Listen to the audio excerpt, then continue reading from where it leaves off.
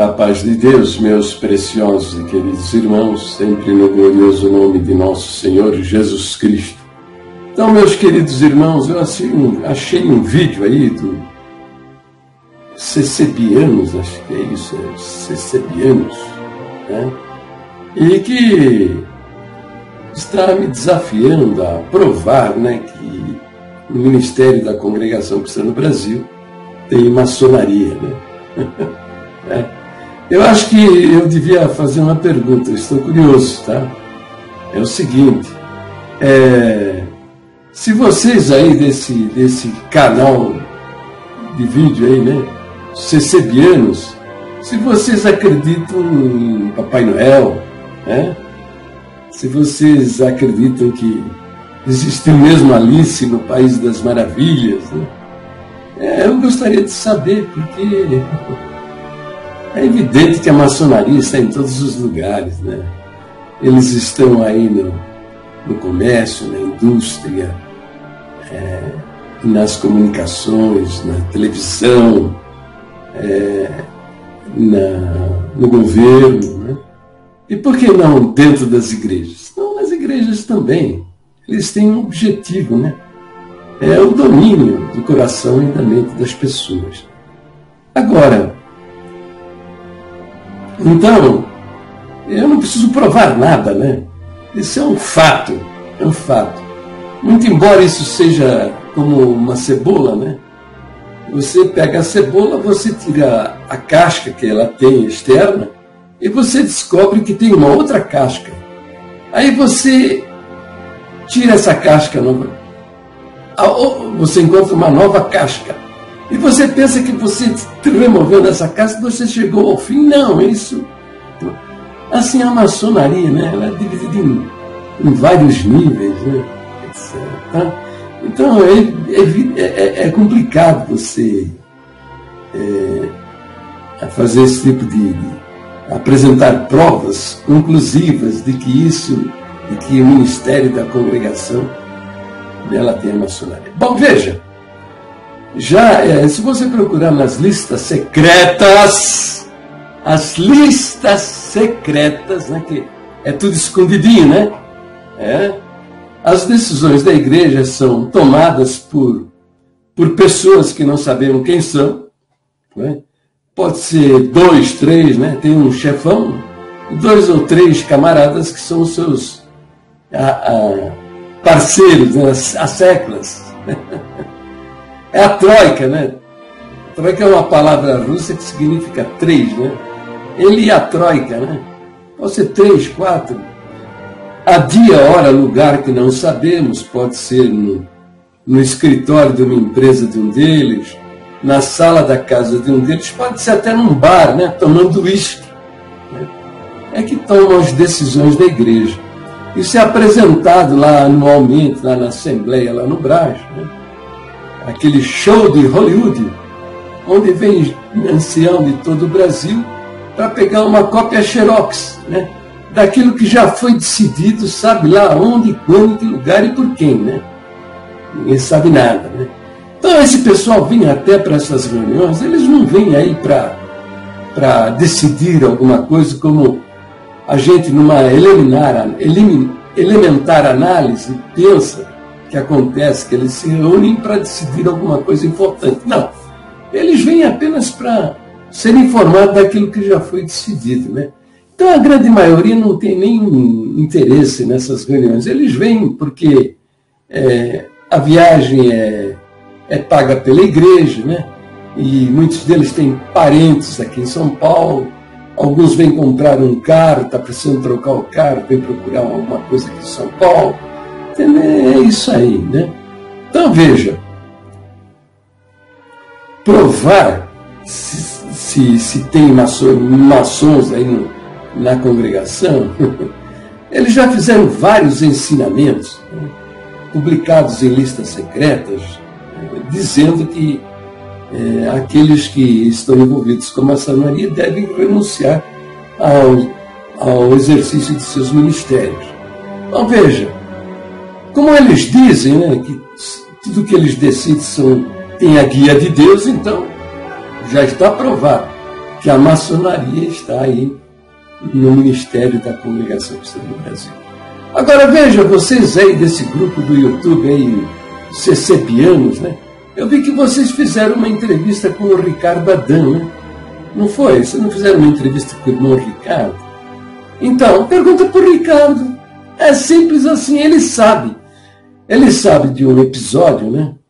Ocorrido já uns 6, 8 anos atrás, onde algum maçom do Ministério da Congregação aliciou um pastor de uma igreja para me desqualificar. Fez 5 horas de vídeo me desqualificando, né? Entendeu? Falou muita mentira, né? Tem uma coisa boa que ele falou. Isso não devo reconhecer, ó. Parabéns. Ele disse para nos meus vídeos pregar o Evangelho, né?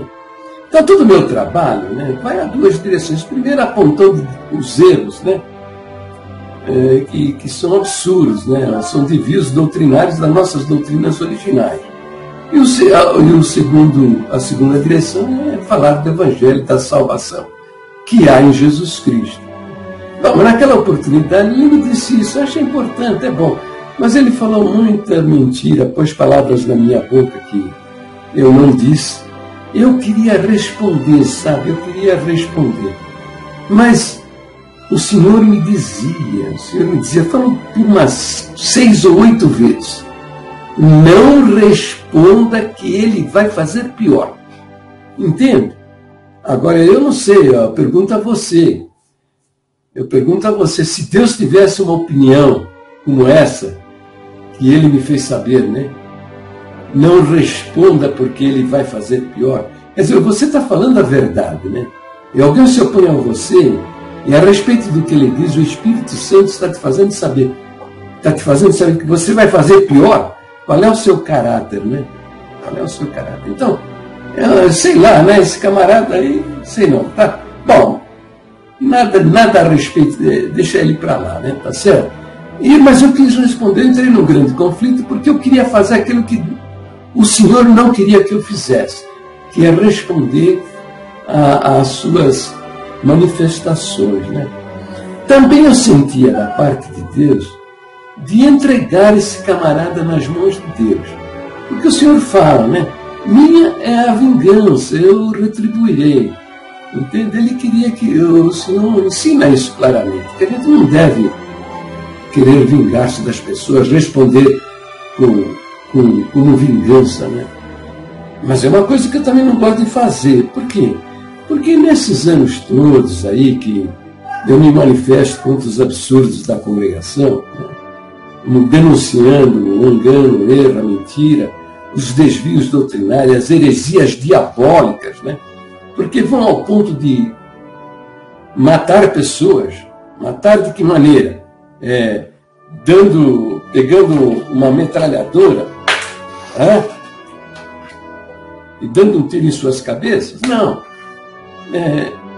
Com mensagens subliminares, expulsam as pessoas da igreja, né? E esse tipo de comportamento desestrutura as pessoas nas suas personalidades. Alguns têm problemas, são bipolares, outros vivem em profunda depressão, e coisas desse tipo. Alguns se suicidaram, outros, já que Deus está falando na boca daquele homem, eu não sou das suas ovelhas, eu sou um cadáver, eu sou uma porca lavada, e eles se atiraram no vício, nas drogas, na prostituição, no adultério, e desgraçaram, destruíram suas famílias. Eles fizeram isso ao longo de 70 anos, né? Então, eu tenho muitos opositores, adversários, e que são agressivos, agem, me tratam assim de uma maneira muito violenta, né? E eu sei, eu devo ter aí, ao longo desses 18 anos que faço esse trabalho, talvez ofendido alguém, maltratado alguém, entende? Eu não sei, porque essas coisas, muito embora você não queira se envolver de maneira apaixonada, você acaba se envolvendo de maneira apaixonada. É impossível evitar, né? Então eu não gosto de entregar na mão de Deus, que Deus cure, vai entender? Eu não quero, porque A palavra de Deus fala, a justiça de Deus começa por aqueles que são da sua própria casa. Se a justiça de Deus vai começar pela minha pessoa, então eu devo ter muito cuidado a respeito disso. Né? Então, eu fiquei segurando esse assunto, eu não queria responder, entregar esse camarada nas mãos de Deus, porque então, eu não queria também, tá? Eu quero misericórdia para mim, né? Assim como quero para ele também misericórdia. Mas lá pelas tantas, que depois de 4, 6 meses, eu entreguei esse assunto nas mãos de Deus. Sabe? Deixa que o Senhor tome a providência.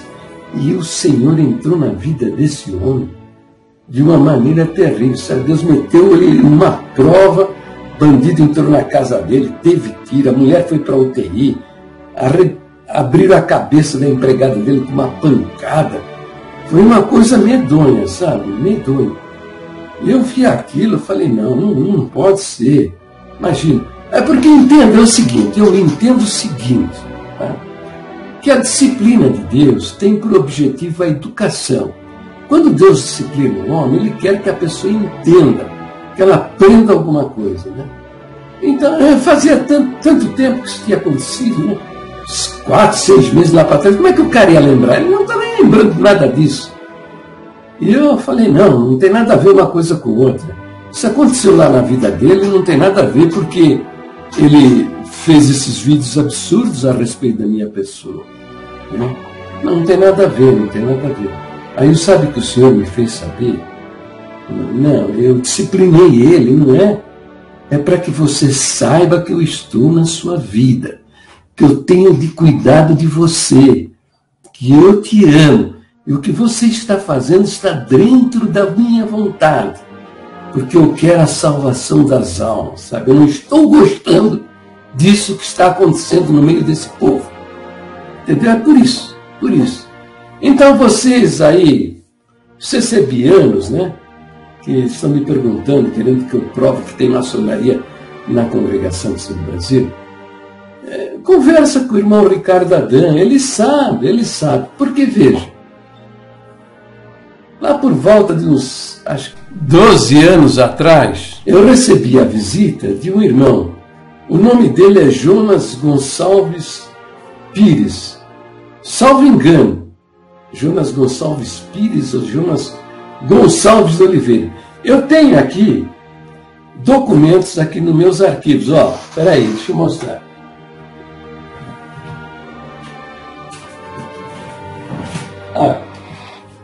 Está aqui dentro, ó. Os arquivos implacáveis do irmão Jair.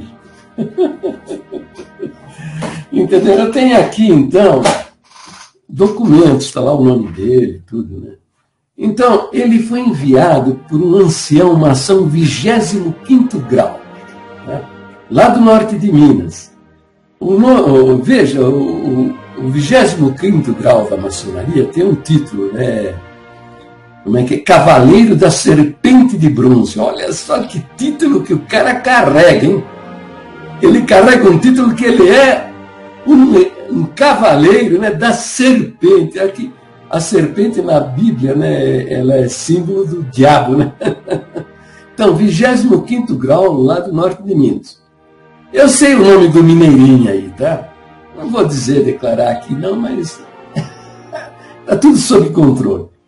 Então ele enviou esse irmão para participar aqui em São Paulo de uma reunião na Loja Azul, né?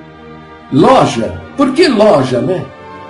O templo maçônico tem o nome de loja, porque é uma referência a Faraó. A palavra Faraó, né, na língua egípcia, né, significa casa grande, ou templo grande. Então, por isso que ou loja grande, né? Então, por isso que eles usam aqui na maçonaria o nome loja maçônica, né?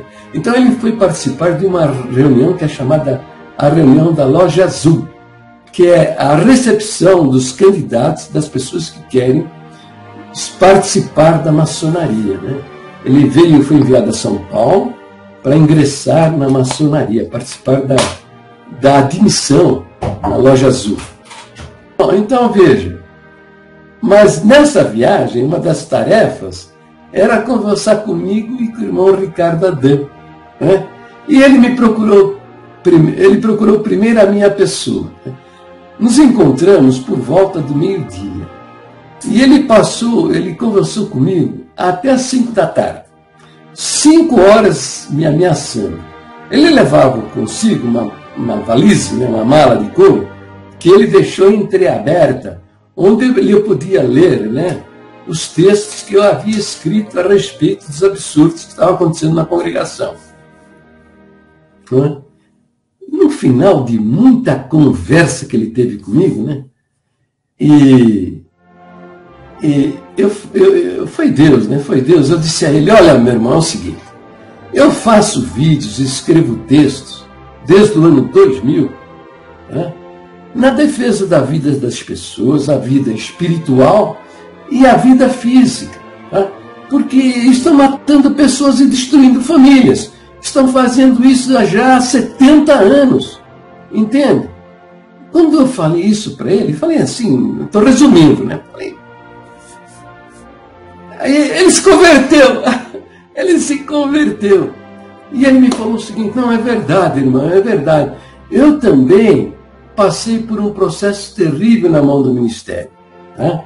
E ele me contou o seguinte, que ele foi acusado lá na região dele, lá, de ter se apropriado do dinheiro da coleta, entendeu? E ele foi chamado numa reunião ministerial, ele disse que não havia feito isso, ele falou veementemente, não o ouviram e expulsaram da igreja e tiraram o ministério dele. Mas foi uma coisa tão estúpida, tão agressiva, não lhe deram a oportunidade de defesa, não ouviram o que ele estava afirmando, não havia prova alguma contra ele que evidenciasse que ele tivesse pego aquele dinheiro. E ele passando por uma humilhação dessa ordem, ele que foi uma pessoa que viveu a vida toda dentro da igreja, o que ele fez? Ele fez cartas para as igrejas na região que ele vivia, lá no norte de Minas, né? Dizendo que ele tinha sido expulso da igreja, desconsiderado como irmão, por causa de coisas que ele não havia cometido, né? E mandou essas cartas para os anciãos, cooperadores, diáconos, lá da região onde ele vivia, né? Que o conheciam. E o que aconteceu? Aconteceu foi o seguinte, que foram lá, são 12 anciãos aqui do Brás, né?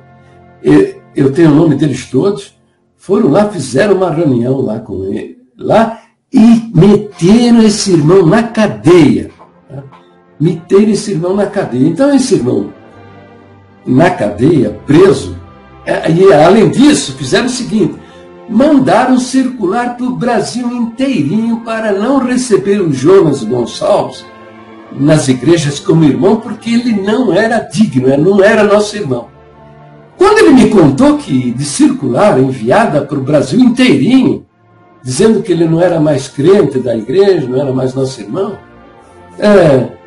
eu me lembrei, né, de ver o cooperador da minha comum congregação lendo, cheio de ódio, né, lendo essa circular, dizendo que não recebesse o Jonas Gonçalves porque ele não era mais nosso irmão. E eu fiquei pensando, meu Deus, que praticou esse irmão? O que ele fez? Então, quando isso me veio à mente, me lembrei do nome dele.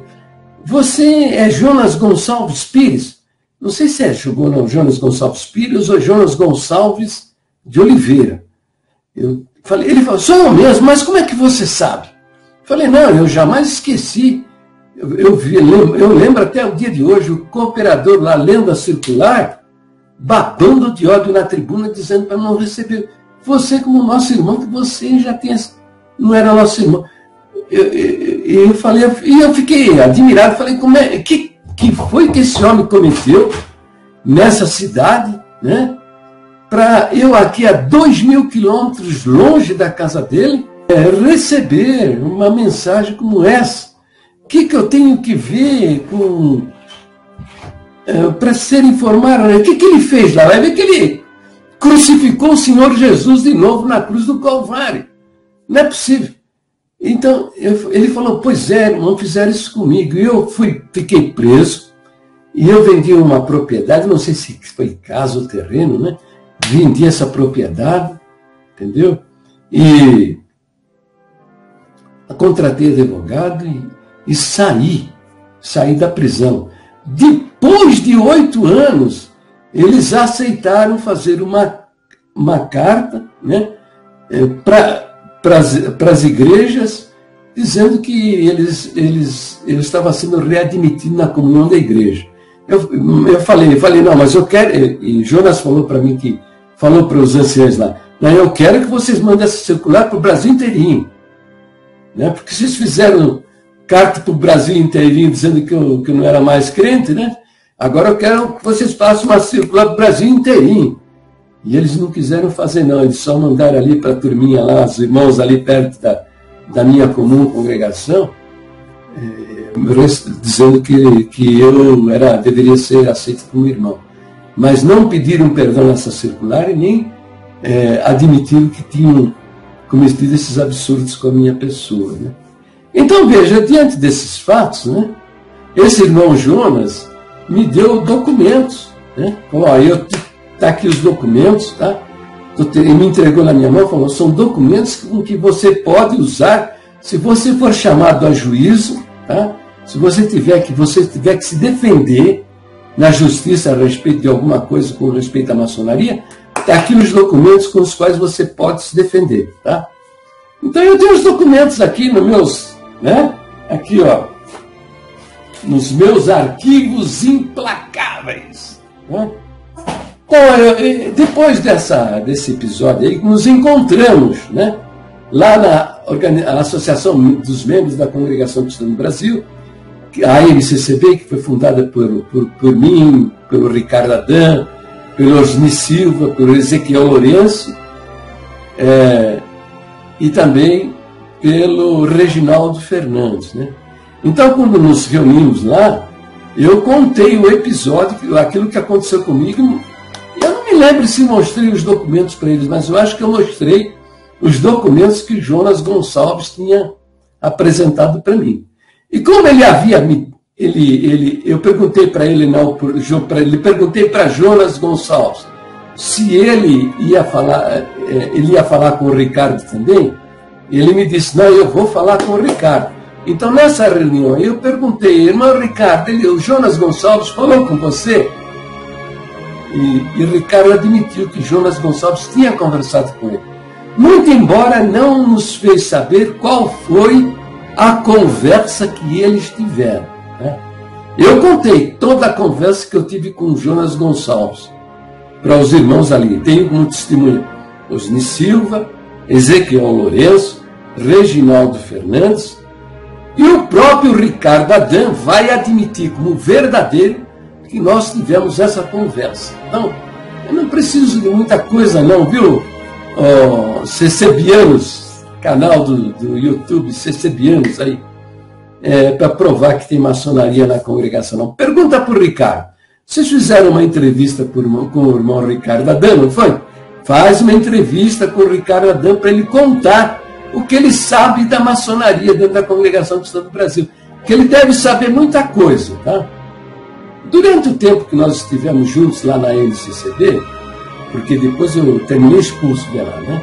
Mas durante o tempo que convivemos lá, na atuação do irmão Ricardo Adam, tinha alguns pontos obscuros, sabe? Que ele não nos contava. Por exemplo, quem foi que elaborou o estatuto da MCCB, não sabemos quem foi, né? Também havia quando fomos lá, na tentativa de participar de uma assembleia, né, lá no Brás, e que saímos escoltados pela segurança da congregação do Brás, fomos levados até a estação do metrô, e eles ficaram aguardando a gente embarcar no metrô. Nesse episódio aí, havia uma pessoa que iria nos introduzir lá na reunião, e eu penso que essa pessoa era maçom também, tá? Não sei, pergunta aí, faz uma nova entrevista com o irmão Ricardo Adam, para ele nos explicar direitinho esta coisa, né? Para a gente saber, né? quem são estas pessoas, se eles eram maçons ou não. O Ricardo Adam foi criado aí nos corredores da congregação, viveu como muito tempo, né, com os anciãos da congregação. Ele sabe muito mais do que eu sei, né, a respeito da maçonaria. Bom, quer saber de uma coisa? A maçonaria é uma organização humana, tá? Tem gente boa lá dentro, tem gente muito perversa, tá? E a liderança da maçonaria, entendeu? Tem até criminosos, tá? Envolvido com tráfico de drogas, envolvido com tráfico de mulheres, tráfico de órgãos humanos, tem as piores coisas aí. São homens, né? São homens que têm os landmarks, né? Que são os princípios maçônicos, né? Mas isso é de obrigação só para os grupos menores, os de menores de graduação. Aqueles lá, grau 33 lá para cima, aí, eles são, como eles próprios dizem, Deus na terra, fazem o que querem, né? Eles brigam entre si, né? Mas no final acabam se entendendo, né? É uma organização humana, onde aquele que se confessa cristão não deve participar de maneira alguma, né? Então, é isso que eu tenho a dizer a você, né? Eu não preciso provar nada, né? Se você acha que não existe maçonaria na congregação cristã no Brasil, então certamente vocês acreditam mesmo em Papai Noel, e que aquela história lá, Alice no País das Maravilhas, realmente aconteceu e tal. É fantástico, tá? Outra coisa também, tá? Eu vou deixar aqui registrado que antigamente eu era tolerante com quem falava comigo com a cara escondida, né? Entendeu? Só usando um nome falso, escondendo a cara e tal. Hoje eu já não estou tolerando mais, né?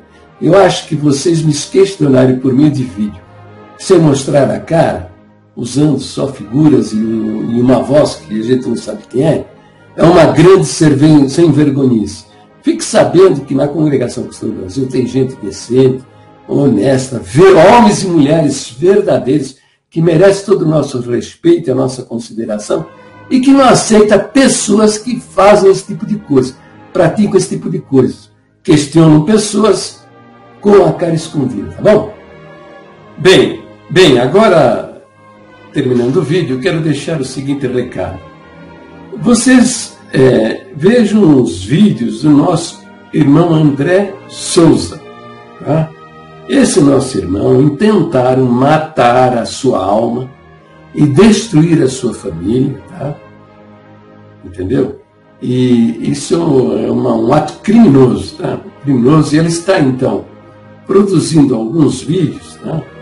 Que são muito, muito importantes que vocês tomem conhecimento. Tá? Porque ele é diferente da minha pessoa. Eu fui para a congregação, já era um homem de 30 anos, uma personalidade formada, tá? Já uma vida cristã bem consciente do que a Bíblia diz. Né? Agora, ele é diferente, ele foi criado nos corredores da congregação. Tá? Atendeu como cooperador de jovens, foi músico durante muitos anos. Tá? E por essa loucura, né, de matar almas e destruir famílias, ele sofreu grandemente na mão desse ministério aí. E eu gostaria que você, no final desse vídeo, tá, você vai ver um vídeo do irmão André Souza em tela grande. Uma tela grande é o vídeo do irmão André. E do lado tem 2 vídeos pequenos que são meus vídeos. Tá? E eu recomendo, preste atenção naquilo que o irmão André Souza está dizendo. Tá bom? Para o vídeo por aqui, Deus abençoe a todos e fiquem todos na paz gloriosa do nosso Deus, sempre no precioso nome do Senhor Jesus.